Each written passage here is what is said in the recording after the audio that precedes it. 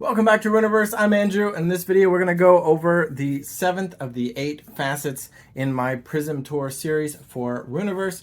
This time we're looking at the yellow-green facet, Sphene, and its focus traits here are going to be Bug, Unity, and Slime. We've got some representative mages from those three focus traits. And of course, as always, these focus traits are going to have mechanical themes stapled onto them for the purposes of this video, but they may not always match up card by card, the trait with the theme, the mechanical element necessarily. But overall, these are the concepts you're going to see in Sphene.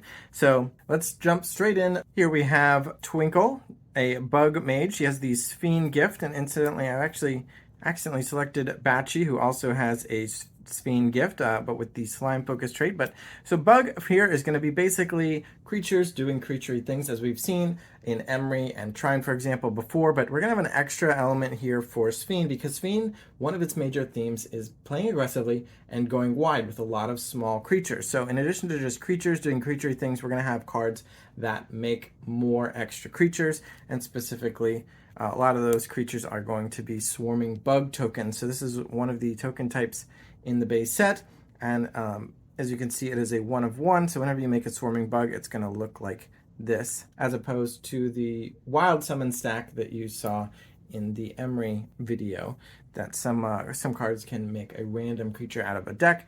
The Sphene swarming bugs are always going to be this, and we'll get into more later what Swarm Up and Swarm do. But as you can see, the Sphene gift is going to make 2 of those creatures, and then we've got Unity, which is going to be all about, again, for the purpose of this video, having more creatures and then rewarding you for having a bunch of creatures. So creatures that work well in groups or other effects that enhance bigger groups. And then Slime is going to be the disruption. So this is the smallest packet of cards here, but Slime mechanically, at least again for this video, is going to be representing playing disruptive elements that can get your opponent out of the way so you can get through with your attackers. Or if you wanted to use some of these tools in maybe an Orth deck, it might be for defensive reasons. So let's start out here with Slime. And this is a bit of a weird one because we have a bug card right off the bat. It's got the bug trait, but we're going over slime cards. So again, traits and the mechanics aren't always going to match up. But this is Insect Cloud, level 2 spell. It says task an opposing creature, and if it was evoked by a mage with a bug focus, you get to task another creature. So you can take 1 or 2 blockers out of the way, or if you are playing defensively, it might be taking out potential attackers for your opponent's next turn. Next up, we have Left Shaman, which is kind of a creature doing creaturey things, but I decided to put in this category because of its disruptive element on the defensive side of things, kind of slowing your opponent down with Taunt. We've got the Scorpion, which again is a creature doing creaturey stuff, but Deadly is especially relevant for disruptive elements because I think being able to take a bigger creature, being able to trade up a level 1 for a level 4, 5, 6, etc. creature is very disruptive. You can, if you're playing defensively, you can use it to take out big threats, and if you're playing aggressively, you can use this in a variety of ways. You can take out a guard, but rather than just removing the guard status, you can take it out permanently, or just get in for an attack since it's a cheap level 1 creature, and so on. And then finally we have Slimeostasis, an actual slime card in our slime category here. It's a level 3 spell that is going to banish a creature, and then it comes back at the end of your opponent's next turn, which means similar to the Insect Cloud, that creature is going to be out of commission for a turn cycle basically, but Insect Cloud gives you the option of hitting a second creature, but they're just tasked. They're not out of play completely, and Slimeostasis takes them out completely off the table. So if they have any passive abilities, they're going to go away. If your opponent has the ability to untask a creature, that option won't be available to them because Slimeostasis just banishes it. Next up is our biggest category with Bug, and so here we see Tinkle again. She's got the Bug focus trait as well as the Sphene gift that's going to give you 2 swarming bugs. We're going to talk about these in a second here. So that's the Sphene gift again. All the gifts show up on all the different focus trait mages, as she's just representing that for now. And I guess we're going to talk about swarming bugs a bit now because of Ant. So Ant is a weird looking rare. It's just a level 1, and its ability doesn't do anything inherently. So why would this card be a rare? It's because of the potential power of exponents, basically. So Might of the Swarm says I have might while attacking and on opponent's turns, which sounds like a strict downgrade to having straight up might. Might being an ability that gives a creature +1 level for each of its Vim, but Ant doesn't even give itself any Vim. So what is going on here? So let's talk about the Swarming Bug token. So this is a creature that a lot of effects make. We're going to see a lot of those in a second, but we just saw the Sphene gift. So you know the Swarming Bugs can be coming out a lot if that is what you want your deck to do. And it's got two abilities. The activated ability Swarm Up says attach me as Vim to an allied level 1 bug, but it doesn't gain my abilities. So that but it doesn't gain my abilities part is just because normally face up Vim would grant its abilities to the card that is Vim for, but Swarming Bug says, no, we're not going to do that. It doesn't want to become face down, though, because of the second ability. So basically what Swarm Up does is if you've got an ant and you've got a bug, you can just use Swarm Up and say, okay, this is going to be Vim for the ant now. And you can see a couple reasons already why we want Might of the Swarm to work the way it does, because it only has Might while attacking and on opponent's turns, which means during your own turn, if it's not currently attacking, it's just going to be that level 1, which is important because Swarming Bugs can only use Swarm Up with level 1 bugs. So you're going to have a level 1 ant, you're going to give it a token, or a Vim rather, and it's still going to be level 1. But now when it attacks, now it's going to have Might, and it's going to be level 2. So because it has a 1 Vim, and if you've got, say, 2 other Swarming Bugs as Vim for it, then it might be attacking as a level 4. So that's why Might of the Swarm is worded weirdly, because it needs to stay level 1 in order to swarm up with Swarming Bugs. The second ability is just straight up Swarm, ongoing ability. While I'm Vim for a level 1 bug creature, I can combat attack individually as a copy of that bug. So normally Vim is just Vim if the ant would die and instead loses one of its Vim, and then if it would die, it would actually leave play. So that's the main purpose of Vim, but in this case, because of Swarm, the Vim can attack. So the ant can attack, and the Vim can attack, the Swarming Bug. And it's attacking as a copy of the ant. So it will also have Might of the Swarm, and so while it's attacking, it will be a level 2 as well. And that's another reason that the Might of the Swarm only works while attacking, or on opponent's turns, is because Swarm says, while I'm Vim for a level 1 bug creature specifically. So you can only attach to a level 1 bug creature, and if it were somehow to become Vim for a different creature, it would not be able to swarm with that creature. So the ant needs to be level 1 so that its Vim can attack as a swarm of ants. And as you can see, if you had 3 or 4, let's say you had 3 Vims, so you had a total of level 4, that's going to be 4 level 4 attackers. So the potential power of an ant swarm is very high. Next up, we have the Beatles. It's a common, another level 1 bug. If you want a swarm of creatures with ward, this is an option, or you could just play a little level 1. Sphene does like to play a lot of small creatures in order to come out very aggressively, because again, in Rüniverse, 1 damage is enough to hit a mage and break a bond. So ward just means it can't be chosen for opposing spells and effects. We've got Bug Sporm, which is a level 2 spell that says for each of your mages, create a Swarming Bug token, and it joins that mage. And this is a level 2 spell, meaning it's pretty easy to cast on the second turn, but at that point you only have 2 mages, so you'd get 2 bugs. If you're willing to wait for the third turn, you're going to be able to get 3 bugs. Creeper Shard, another way to make bugs, a level 1 relic. So every turn you can task it and pay a power to make a bug. We've got Dragonfly, another level 1 bug, so another swarming option, and this one has roaming, so it's not really going to power up your swarming bugs. It's not a combat ability, but it does let the Dragonfly go where it needs to go, and it lets you split up attacks if you do have Vim, because you could, say, attack with the swarming bug token that is attached to the Dragonfly as Vim. The roaming doesn't help you out there. Maybe it's a level 1 attacking into a deadly situation, but then you can still use roaming afterward and attack. And that doesn't seem that exciting or interesting, because that would just work with roaming anyway. But if you, let's say you had 2 or 3 swarming bugs attached to the Dragonfly can use roaming to take the whole swarm with it to another location, if that's what you're looking to do. Next up, we have Fluorovol, which is a level 1, and when it's evoked, it just gives you a bug, which is really nice and efficient. Having 2 level 1 attackers, potentially, you can play this card on the first turn. It's pretty powerful. It's not a bug itself, so you can't make a swarm out of it, though.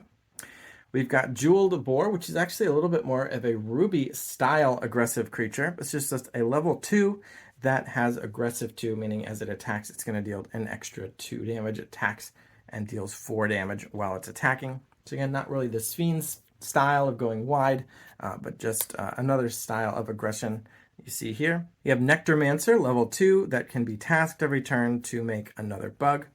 And I guess I should mention, creatures join tasked, of course, and then it would untask, and then you'd be able to task it to make a bug. But again, creatures join tasked, so the token would join tasked as well. And that's important because you could immediately use Swarm Up. So let's say we had that Dragonfly and in play, and you made a Swarming Bug token, and then you used Swarm Up to have it become Vim. Now, becoming Vim doesn't change a card's tasked or untasked status. So even though it has the Swarm ability, so it can now attack as a copy of Dragonfly, it is tasked and thus cannot do so. So normally it doesn't matter if a Vim card is tasked or untasked, but in the case of Swarming Bugs, it can matter because, again, Swarming Bugs are going to generally be joining tasked, and then they can swarm up immediately, but they can't attack immediately, so it's an important thing to keep in mind. And we're going to see another card that has nothing to do with bugs a little bit later on that is going to use some of these same concepts. Actually, here it is right now. We've got the slime stack. So next up in the pile here, we have a slime card in here, our bug category, because it is definitely about generating a lot of attacks. This is a level 3 rare, and when it's evoked, it gets 2 face down Vim from the top of your deck. So we could just say it gets these 2 cards as Vim. And again, Vim meaning if this creature would die, aka be dispelled, it instead loses one of its Vim. If it would die again, it loses another one of its Vim, and then if it would die, it finally will leave play. So Vim is extra lives for the creature. But in this case, the slime stack also has the stack of slime's ongoing ability that says, after the first time of untasked, my Vim can combat attack individually as though they were level 3 creatures. So similar to the way the swarming bugs work, is attacking as copies of the card they're Vim for, these Vim are instead attacking as level 3 creatures. So you get 3 attacks from 1 creature card. The weird part is it says after the first time of untasked. That's a little weird. And that's because when Slime Stack comes into play, it gets 2 face down Vim. These Vim were just coming from nowhere. They were not creatures or anything, so they are not tasked. So if it didn't say after the first time of untasked, these would technically be allowed to attack immediately. I didn't want that to be the case.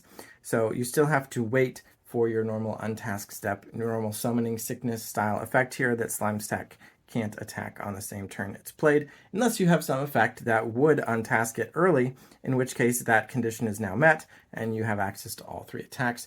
But normally you're going to evoke it, get to Vim at the end of your turn, you will untask it, and then on your next turn, assuming it still has all its Vim and is around, you'll have 1, 2, 3 attacks available. Although I do recommend doing it in this other sequence here where you attack with the Vim first, because even if your level 3 creature dies, then you still have 2 more attacks. Whereas if you were to attack with the slime stack and it would die, then you would lose one of its Vim, and then you would only have 1 attack remaining. So recommend attacking with the Vim first if that is the case. Next up, we have Speed Fawn, which is just a straightforward creature, not a bug, but it's a pretty powerful common. It's a level 1 and it has drive, which means when it joins, untask it, so it's available to attack immediately. So not to be underestimated. We've got Spider on the level 1 bug, so another swarming option here. It just has Deft, deals its damage first while attacking. So maybe if you had a swarming bug and you wanted to attack and kill a level 2 creature, you could attack with the bug would die, but then your Spider could attack and Deft would have it deal its 1 damage to the level 2 creature first. The level 2 creature has already taken 1 damage from the previous attack, so Deft would mean that level 2 creature is dispelled before the Spider takes any damage in return and would therefore survive. So that's just a little way you can use. Of course, in that example, it doesn't really matter if it was Vim or just another level 1 creature. But regardless, next up, we've got Verdrak Adolescent, a level 3 that has bug assembly. When my mage's phase starts, get a swarming bug. So you can see we've got a few different ways to make bugs. You've got the relic where you pay power and task it. You've got the creature that gives you 1 at the start of every turn. You've got the Nectarmancer that you have to task it to make 1. So there's potential for a lot of bugs, and another way to make one is just another creature that gives you one when it comes into play, but in this case you need to have a slime focus mage, and this is the slime focus trait common. So a level 3 that gives you a free level 1 bug is pretty strong if you've got the right mage for it. Next up, we've got Unity. So Unity is, again, the mechanical theme here we're pairing it with is the idea that you want to have a lot of creatures, and we're going to reward you for doing so. So throughout the series, this might be the pairing of mechanics and trait that have the most cohesion, actually, as we look through the cards. So to start out, we've got our level 0 egg with a fancy name, the Egg of Boundless Unity. It has Harmony, and it says it gets level +1 while it has one or more allies, meaning more creatures at that same location that it's friends with. So level 0 cost for a level 1 attacker is pretty strong. Another way to get a solid start for an aggressive deck. We've got Harmoneg, which is the big brother of the Egg of Boundless Unity, having Harmony 3. So if it has 3 or more allies, it's going to get level +3 for a total of 5. So it can be very big if you're looking for that kind of thing. We've got the Teamwork Egg, which is a nice level 1 attacker, but it's also got level 2 while it has 2 or more allies with that Harmony 2 ability. So just alphabetical order meant they're slightly out of order numerically, but there you go. We've got the Verdrak Elder rare, level 4, so it's a little bit awkward to evoke at 4, but it says all your mages' other creatures get level +1. So note that this doesn't say its allies, it doesn't say other mages, or it doesn't say my mages' other creatures. It says my mage, all your mages, so with the apostrophe at the end there, meaning plural, all 3 of your mages, all their creatures, except for this specific Verdrak Elder, will get level +1. So you can buff up all of your swarms, or all your little bugs, all your little whatever you've got. Although it actually is anti-synergistic with the swarming bug strategy, because if you had, say, a level 1 bug, it would now be a level 2 bug with the Verdrak Elder's buff, and swarming bug would no longer be able to swarm up with it because it would be a level 2. So don't want to try to do both of these strategies at the same time, but they're both different ways that you can play around with Sphene's mechanics. Then we've got the Verdrak Tuft, which I almost wanted to put in the bug category, but it does have the Unity keyword, which means it can share damage with an ally as they attack together. Normally creatures do not attack together, you attack with one creature at a time, but Unity means it can attack with a friend, and then you can put all the damage from the defender on either of the creatures or split it up however you like or whatever.